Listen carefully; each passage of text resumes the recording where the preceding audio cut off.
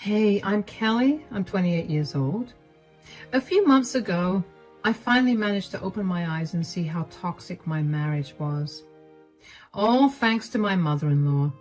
I bet that's not something you usually hear because mother-in-laws are almost always considered evil, but mine was a genuine angel. And now that I have a lot of downtime, I decided to share my story.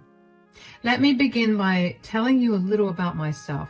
I come from a pretty tight-knit family. My father passed away when I was in high school, and ever since then, my younger sister, Macy, my mom, and I have always been very close with each other. I could not bring myself to leave my hometown even when I went to college, which is why I chose the closest college, which was about an hour's drive from my place. It was a college that I met my now ex-husband, Daniel. Daniel and I started hanging out because we were paired up for a few projects together, and over that semester, we realized that we had a lot in common. After remaining friends for over a year, we decided to give dating a shot. We ended up falling pretty hard for each other, and we continued to date for another 4 years. During that time, I had gotten closely acquainted with his family. Daniel's family only consisted of him, his mother, and his brother. Yeah, I guess you can see where a lot of our commonalities stem from, but unlike me, Daniel's father was not dead. He had left them, at least that's what Daniel told me. Daniel had always been touchy about the subject of his father, so I never pushed him to tell me more than he wanted. Anyway, after we graduated, Daniel and I moved in together to the house that my dad had left me in his will in the same city as my college, and a year later, we got married. A few months into being married, I began to notice some pretty big changes in Daniel. He was no longer the happy-go-lucky man I once knew. He became a lot more aggressive and would lose his temper at the drop of a pin. Initially, I suspected some health issues that were causing him to react so strongly to everything. But after pressuring him to get a full body checkup, his tests came back normal. The only other reason for Daniel's change in mood was his mental health. I kept trying to talk to him about it, but Daniel would always push me away and brush it off or start an argument with me. What made it worse was his sudden change in attitude towards my mom and sister. I used to see them at least once a week, and Daniel would even accompany me most of the time, but with his sudden behavior change, he began to yell at me for wanting to spend time with my family. At first, I would fight with him over it, but as the months passed, I began to give up. I just let him have his way, and that's how it remained for the next 2 years. I had no one to vent to. The only two people I trusted most in the world were the people I was not allowed to meet. I went from seeing my mom and sister once a week to once every 4 to 5 months, if even that. My mom and sister were very concerned for me, but other than offering them reassurances over the phone, there was nothing much I could do. Daniel had always been very clear about me only spending time with his family, which, don't get me wrong, I loved his mother, Bonnie, and his brother, but it was not the same as being around my family. Anyway, Daniel's brother lives in the neighboring state, almost a 12-hour drive away from us, and he usually visits twice a month. One particular month, we were all having trouble finding a day that was free for all of us to meet up. But when we eventually figured it out, we planned to have dinner together at a pretty upscale restaurant. But then, on that day, my sister Macy called me frantically while I was at work to tell me that her eye perforated and she needed to go to the hospital immediately. But her boyfriend and my mom were out of town, so she had no one to drive her or help her out. Macy had an eye infection a few months ago that led to her getting a corneal abrasion. She was due to have surgery 2 weeks later, but her eye didn't hold on until then and perforated. I dropped everything and rushed to be by her side. I did not even think much of what Daniel would say, but I made sure to text him about what had happened. While at the hospital, Macy and I were told that the surgeon was not in, so we'd have to drive to the nearest hospital, which was 2 hours away. I offered to drive Macy because I didn't want her paying the ambulance fees. And just as we were done getting Macy's eye under control, Daniel called me. When I picked up the phone, he began yelling at me. "Where are you?" "I texted you about this. I'm with my sister at the hospital." "Why?" "She's going to need emergency surgery on her eye. She has corneal abrasion and..." "So? Where's your mom? Or where's her boyfriend? Why does she need you to be there?" "Do you have any idea how scary surgery is? I'm here to be there for her because I'm her sister. Both my mom and her boyfriend are out of town."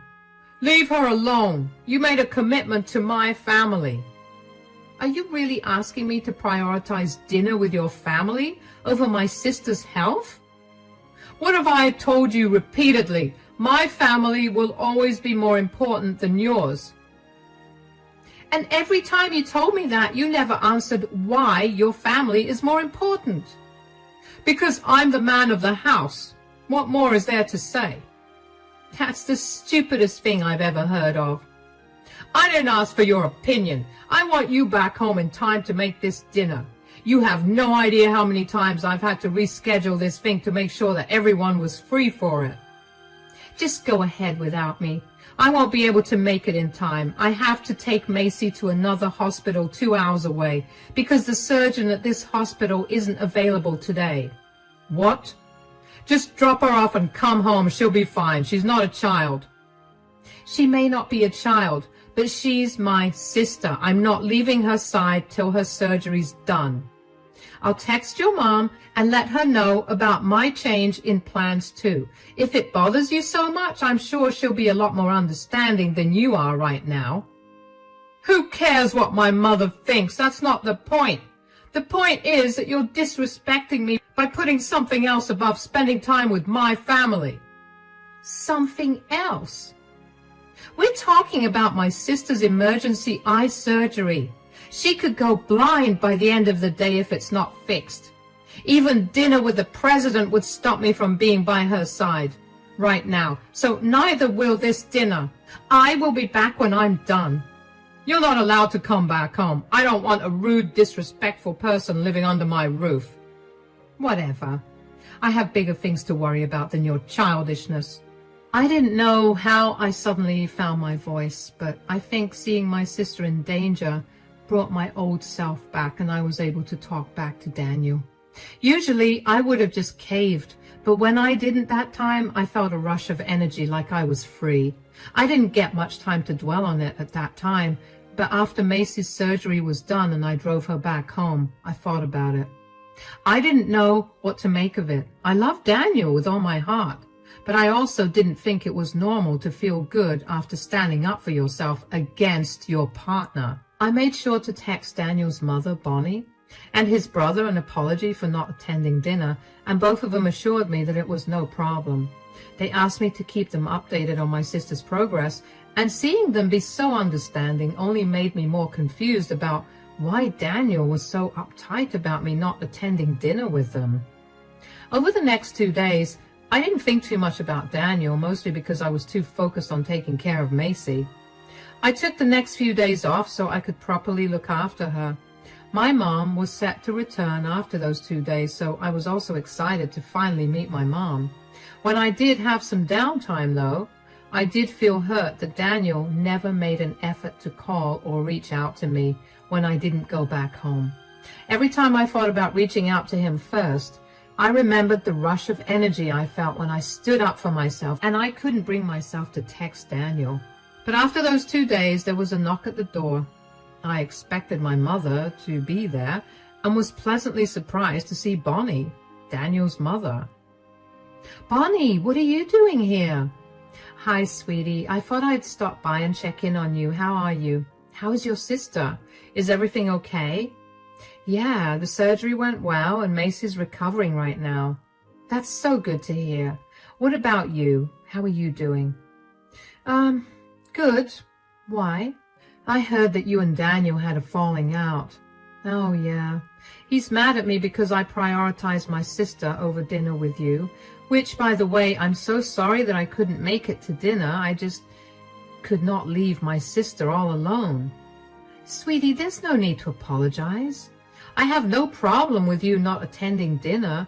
What I do have a problem with is my son's attitude towards you. I came here to tell you that we need to get started. Get started? What do you mean? You can't let Daniel get away with this, can you? So you're asking me to take revenge on him? Are you sure you want to do that? I mean, you're his mother, and I didn't think you'd want him to suffer. I raised my sons to be respectful and empathetic people, not monsters. I want Daniel to realize how wrong he was for treating you that way. The only way for me to do that is if you help me. I don't know. I was kind of just hoping that he'd cool down and then I'd be able to go back home.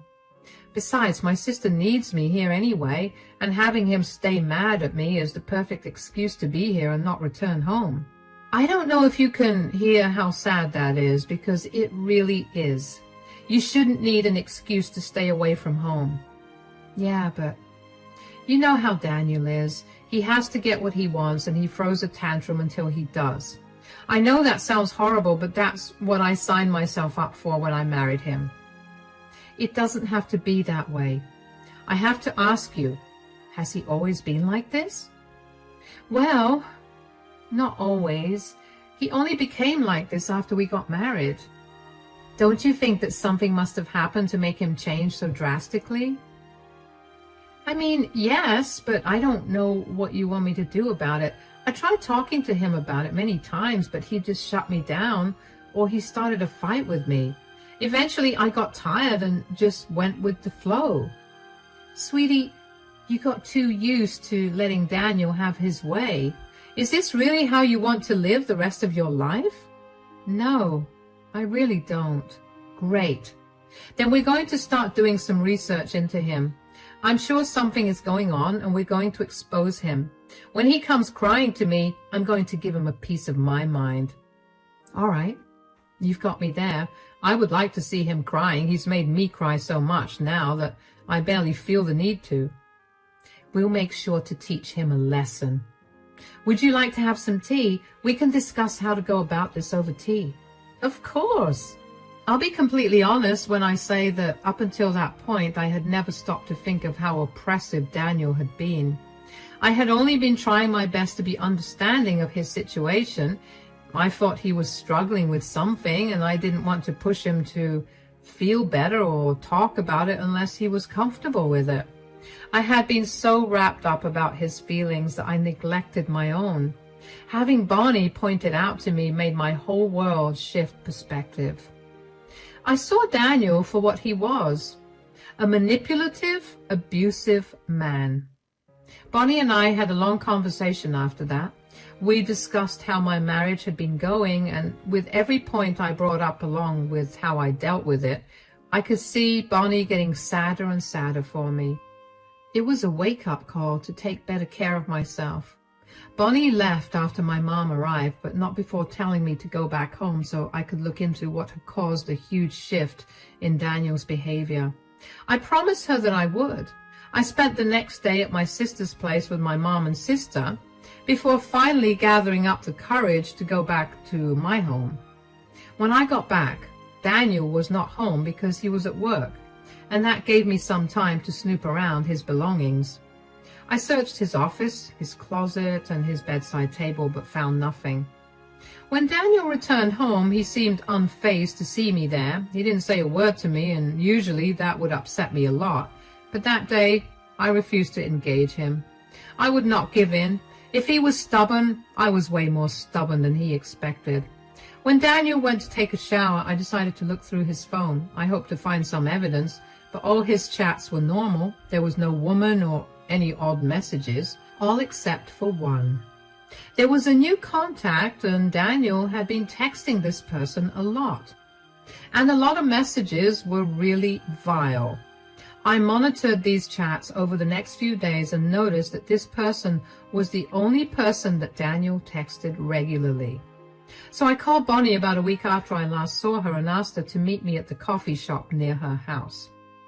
After we exchanged greetings and did a quick check-in with each other, I told her about what I'd found. So I've been snooping in on Daniel's phone, and I found out that he's been talking to some guy a lot. I don't know who he is, but this guy has been saying some very questionable things. What do you mean? Daniel has been venting to this guy about all his frustrations since we got married, and this man has been telling him what to do as a man. Like he's been telling Daniel that I'm not allowed to visit my family because I'm a woman who committed herself to her man and his family. My family is worthless. What? Yeah, it was disgusting to read.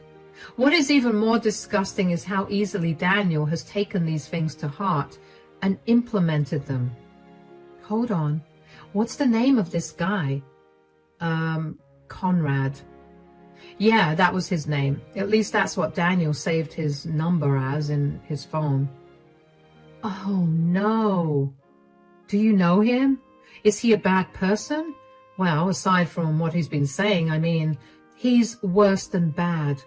I hope I'm wrong, but the person Daniel may be talking to is my ex-husband, his father. What? Wait, how did he find his father? He told me that his father abandoned him. That was a lie. My ex-husband was a disgusting man. He held the same views that Daniel holds right now and ruled my life with an iron fist. I wanted to leave him, but I couldn't because of the kids. But then one day, in his anger, my ex-husband hit me. I decided that was it, and I didn't want to be with him anymore. I left the house with my boys, and I did my best to keep them away from him. Oh my God, that's horrifying. Well, not as horrifying as knowing that Daniel got in touch with my ex. I don't think this is going to go well, Kelly. Maybe we're in over our heads. No, we're going to teach Daniel a lesson. Now, he's hurt you too, and he needs to learn what family really is. He needs to see that the very family he forced me to put above everything and everyone else has no problem turning their backs on him. He needs to learn that there are consequences for hurting others. But what do we do? It's simple. Daniel clearly seems like he idolizes his dad right now. Daniel meets his dad at the bar a few blocks down from my place every weekend. We can go and confront him there. He worked really hard to hide his interactions with his dad. I mean, he saved his contact with his dad's full name and never called him Dad in the chats. I'm sure he'd hate for you to see him with his father. And then I'll also hand him the divorce papers. I don't think he'll make the divorce easy for you. I hope you know that. Don't worry about that. The house and all the furniture in it is completely mine, and everything else he can take, which is technically only his stuff, so he can try to make the divorce hard, but it won't do anything. All right, let's get you to a divorce lawyer as soon as possible. I was shocked to find out the truth behind Daniel's father, and even more shocked that Daniel would willingly associate himself with a man who hurt his mother. Bonnie was quite literally one of the kindest people I'd ever met, and I could never imagine hurting her like this. Bonnie tried to act strong, but I knew that on the inside she was heartbroken, and that only made me want to hurt Daniel more. Over the next week, Bonnie and I started the filing process for the divorce, and when I got the divorce papers in my hand, Bonnie and I made our way to the bar where Daniel frequented to meet his father. We immediately spotted them, and before I could stop myself, I approached them. "Enjoying yourself, Daniel?" "What are you doing? Mom, why are you here?" "Oh, wow. Would you look at that? My ex-wife returned. I told you you'd come back. You're pathetic and weak like that." "I'm not returning to you, Conrad. I'm here for my son. Why have you been filling his head with garbage? Didn't you do enough damage to our family? You had to fill Daniel's mind with that garbage?" "Garbage? What I speak is the cold, hard truth. But of course a woman like you will never understand that because you don't have the intellect to." Do you seriously think that you're intellectually better than me? You don't even have a college degree and you can't stay employed for more than 3 months. People just cannot seem to stand the power of my masculinity. The whole world is going to the dogs. There are no real men left, and I was just teaching my son how to be a real man. None of what you say is good advice. I raised him to be kind and sympathetic, and in the span of a year you changed him entirely. I want you out of his life. You're the most disgusting person I've ever met, and believe me, that is not something for you to be proud of. Mom, that's enough. Excuse me? You don't understand a word of what Dad's actually saying. You're just judging him without listening to him. Oh, trust me. I heard his speeches long before you did, and for a much longer period than you did. I know everything that this man believes in, and I worked very hard to protect you and your brother from that. You didn't protect us. You robbed us of our time with our father. Dad is not the horrible one. You are. Are you really picking the side of a man who hit your mom? He did what he had to do to straighten her out and put her back in her place. Wow. Who are you? This is not the man I married. That version of me was a weak, pathetic doormat who let everyone walk all over him. Now, I won't let that happen. Dad has opened my eyes, and I'm never going back to being that way. You're making this a whole lot easier than I thought it was going to be. Here, I want a divorce. Is this Yes. And before you even think of asking, no, I'm not going to change my mind. Or, change my mind? Ha! I'm happy. I no longer have to deal with an insubordinate female. Great. I'll have your things packed by the day after. Make sure you come pick them up. What do you mean? The house is my inheritance. You have never contributed to any repairs or maintenance, so it's still entirely my house. I want you out of the house by the day after, or your stuff is going in the trash. But where will I go? Ask your manly dad to help you out with that. I'm sure that he'll be able to perform a miracle for you, since all you can do is glorify him. Come on, Bonnie, let's get out of here. I grabbed Bonnie's hand and let her out of the bar. She was frozen in shock. She never expected Daniel to take his father's side against her, and she definitely did not expect Daniel to call her a horrible mother for shielding him from the monster that was his father. Bonnie was silent the entire way home, and only when I reached her place did she cry. I hugged her and did my best to comfort her. We talked for a while, and in the end she decided that she was going to disown Daniel and move to stay with her other son. I was glad that she would be getting out of that place that reminded her of her past and of Daniel. The months following that were nothing short of a nightmare. Daniel made the divorce process unnecessarily hard. He wanted to contest everything, even the things that I was willing to give up.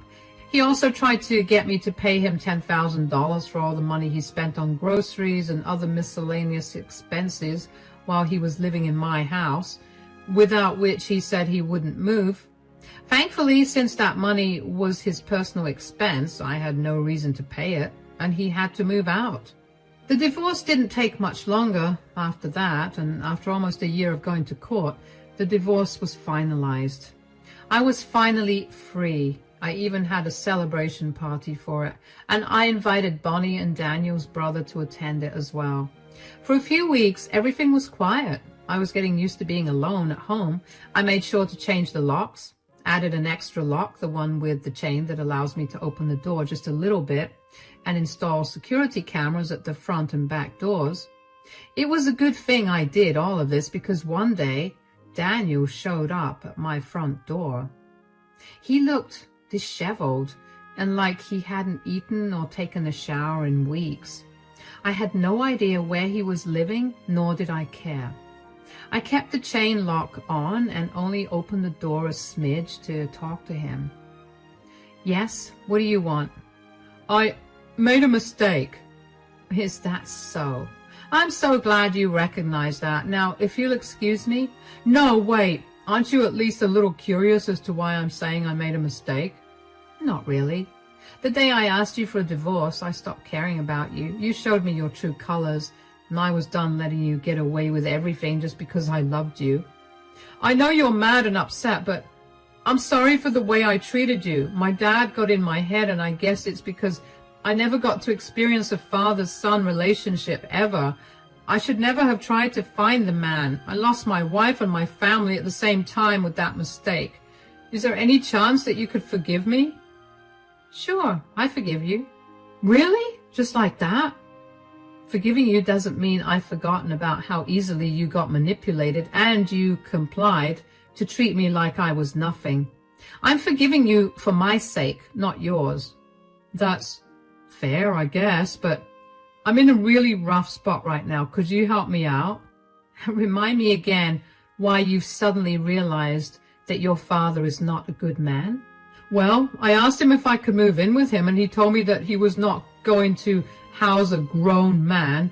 Then he called me a bunch of names that snapped me out of whatever I was under.